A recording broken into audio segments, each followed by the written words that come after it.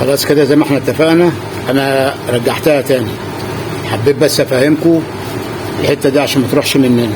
يبقى انا كده دلوقتي عندي احمر باخضر. لو عملت كده هيبقى فيك هنا كحلي زي ما اتفقنا، ما ينفعش، لازم اخلي الاحمر سنتر مع ده. طالما اللون التاني جاي لي هنا، اللون التاني طالما جاي لي هنا، يبقى لازم ما يكون عامل الاحمر على السنتر فوق. طب لو كان اللون ده زي ما احنا فهمنا وعملنا الايه المرحلتين اللي فاتوا، وده كان مثلا كحلي هيبقى هنا فوق، يبقى الاحمر هيبقى امامي والكحلي هيبقى قدامي لو كان ده كحلي. لكن دلوقتي بقى اخضر، وجات لنا الفرصه اللي انا كنت بتكلم عليها، اللي انا كنت عايز اعمل تحت، اللي هي المرحله دي بالذات اللي احنا كنا بندور عليها عشان تيجي معانا، ودلوقتي جات لنا الفرصه اللي احنا عشان نعملها. خلاص كده الاحمر هيبقى فوق، والكحلي هننزله تحت، قصدي الاخضر اسف، هننزله تحت الاحمر، يعني هيبقى هنا والاحمر هيبقى تحت الاحمر. يعني الاحمر ده هنجيبه هنا والاخضر هيجي معاه عشان تبقى دي كملت. ودي لسه هيبقى عندي هنا واحده هنشوف ايه حكايتها، لو طلعت معانا طلعت، ما طلعتش احنا هنطلعها برضه. طيب يبقى نكمل بقى ايه المرحله ايه اللي هي المرحله ديت اللي كنا بندور عليها. هنعمل ايه بقى؟ هنعمل ايه؟ عقارب الساعه. الف عقارب الساعه، ي عكس عقارب الساعه، الف عكس عقارب الساعه. عليها شرطه زي ما احنا فهمناها، زي ما فهمناها كده مع بعضنا. وهنا ي عكس عقارب الساعه، وهنا عين عكس عقارب الساعه. اتفضل عندي المرحلتين دول، ي عقارب الساعه وعين عقارب الساعه، اللي هي ديت جات الاخضر مع الاخضر والاحمر مع الاحمر.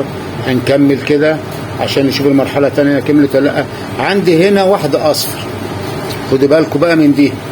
طب انا عايز اصفر وانا مش شايف هنا في لون، الله ده في هنا لون، ادور عليه هل هيجي ولا انطر ديت اشوف كده هيجي مع النبيتي. خد بالك من المرحله دي. طب انا عايز دوت ايه، نفس المرحله اللي كنا بندور عليها هنلعب دي برضه عليها تاني. عندي الاورنج قصاد الاورنج، والكحلي هنجيبه مكان الاصفر. يعني الكحلي ده هنجيبه مكان الاصفر، الاصفر ده لا هينطر لا هيروح لمرحله ثانيه، بس افتكر ان هو هينطر عشان دي هنجيبها مكان دي. هنعمل نفس برضو اللي فاتت، الاورنج هيبقى فوق، وعشان الكحلي هيجي مكان الاخضر والاصفر، يبقى لازم يكون الكحلي امامي والاورنج هيبقى فوق زي ما انتم شايفين. هنعمل نفس المرحله دي، ايه عقارب الساعه امام عقارب الساعه، يه عكس عقارب الساعه امام عكس عقارب الساعه، يه عكس عقارب الساعه، عين عقارب الساعه، عفوا عكس عقارب الساعه اللي هي حرف العين. بعد كده عندي المرحلتين تاني، يه عقارب الساعه، اتفضل عندي العين عقارب الساعه، يرجع الابيض مع الابيض، وجات هنا الاورنج تحت الاورنج والكحلي تحت الكحلي، هتلاقيها كلها كملت معانا. دي المرحله الثانيه اللي انا بتكلم عليها. المنظومتين دول لابد منهم. لقيت زي ما قلت لك في واحده اصفر مختلفه، او في كل ده معمول لك اصفر مثلا، هتعمل نفس اللي فوق. لو في واحده فوق عايز تنطرها هتعمل اللي هي فوق عشان تنطرها وتطلعها بره وتدخلها تاني. ولو لقيت دي مثلا اصفر مثلا تحت وعايز تخرجها، هتعمل المنظومه دي، هتخرجها وتدخلها بنفس الطريقه دي. المعادله بتاعه الصف الثاني، الصف الثاني. وان شاء الله هنحاول نعمل فيديو تاني عشان نخش الاصفر ده. الاصفر ده مطلوب مني علامه زائد، علامه زائد. جت هنا واحده زياده، جت هنا زياده، مفيش منها مشاكل، بس المهم علامه زائد دي لازم تكون بدايه الاصفر.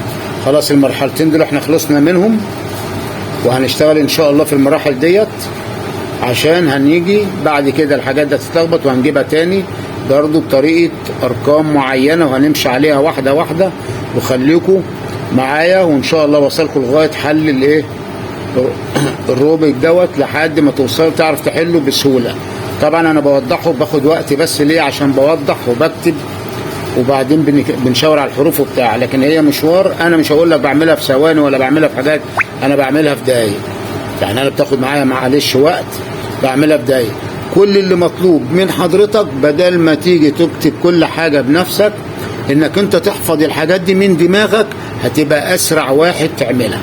مجرد ما تعرف الخطوات بتاعت دي، الخطوة اللي احنا قلنا عليها هات الفيديو اللي قبل كده هتعرف هي بتيجي ازاي. والخطوة التانية فهمتك اهو، حوالي 8 حروف هنا، هي 8 الحروف بس بيختلفوا في الارقام. يعني ممكن تكون واحد الحرفين اللي في الاول يجوا في النص واللي في النص يجي في الاخر، هم نفس الحروف بالظبط.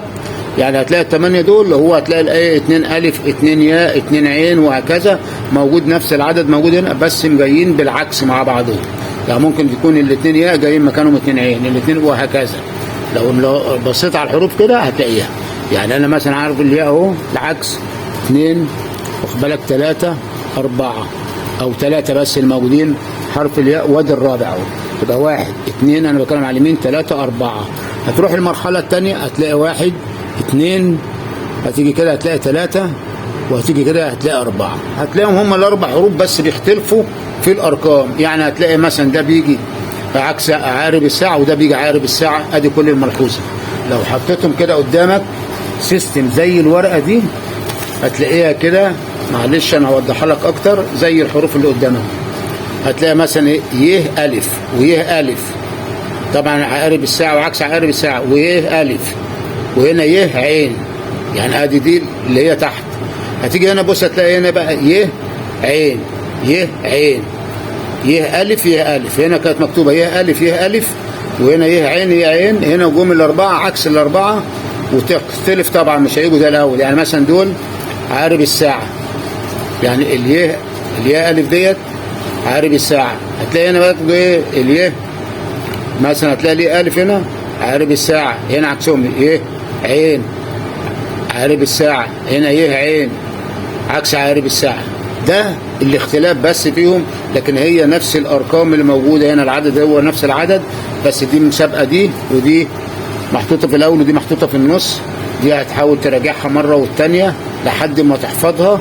مش محتاج انك انت تحط الورقه دي بعد كده قدامك، بس عشان خاطر انت تفهم وانا افهم. ودي برضو عشان تحلها في اسرع وقت.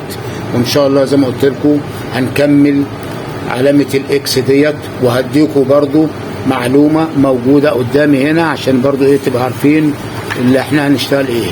عايز تخططها هنا براحتك مفيش مشاكل. عشان اعمل علامه الاصفر زائد فيها حاجه لازم تعملها. يعني انت في حاجه كده لازم تجيبها، حرف ال. حرف ال مش موجود معايا دلوقتي، بس انت لازم تعملها عشان يبقى موجود. لو حرف ال موجود يبقى لازم يكون موجود هنا. يعني ال ده يكون موجود هنا او موجود هنا، المهم يبقى في النص وجاي كده، يكون في الحته دي. ال يكون في الحته دي ناحيه الشمال، ما ينفعش يبقى هنا، بس يبقى في الحته دي. ال يبقى موجود هنا عشان تكمل علامه اكس هنا. او ما تعمل علامه اكس هنقول لك مرحله. علامه اكس الحروف دي امام يا عقارب الساعه، عين عكس عقارب الساعه، امام يعني الف، وبعد كده هنا يا عقارب الساعه، عين عكس عقارب الساعه، قصدي عقارب الساعه ولا ايه، وهنا يه عكس عقارب الساعه، وهنا عين عكس عقارب الساعه، وهنا الف عكس عقارب الساعه اللي هي جايه بالايه بالشمال. ادي الملحوظه عشان تجيب الاصفر ده علامه زائد. اقول لكم برضو تمشوا بيها ازاي لحد ما تجيبوه، ان في خطوات لازم نعملها. في هنا اقول لك برضو لازم يكون 2 اصفر هنا، ما يبقاش في اصفر هنا زياده، لازم يكون هنا عشان تسهل معاك واخليك تكمل المرحله اللي بعد دي اللي هي الاصفر برضو رخره. عشان تكمل الاصفر ديت تبقى كلها اصفر. هيبقى بفضل لنا هنا في حاجات هيبقى فيها لخبطه. نخش المرحله اللي بعديها اللي هي ديت، والمرحله اللي هي اخر واحده اللي انا بكلمك عليها دي هتكون اخر مرحله ان شاء الله. ودي الاثنين دول بتوع اخر مرحله. والمرحله ديت اللي احنا بنتكلم عليها عشان نكون فيها برضو واحده واحده كده مع نفسك. مجرد ما انت تحطها وتحفظها براحتك. انا جبت لك الارقام دي عشان تمشي عليها. لو مشيت عليها هتحل الروبوت بأسهل ما يمكن، بس عشان طبعا هو بيبقى واخد معانا وقت عشان احنا بس بنشرح على التليفون، وطبعا بالورقة والقلم. ويا ريت تدعمونا، تعمل لايك وتفعل الجرس عشان خاطر اي فيديو اعمله يجيلك. والسلام عليكم ورحمة الله وبركاته.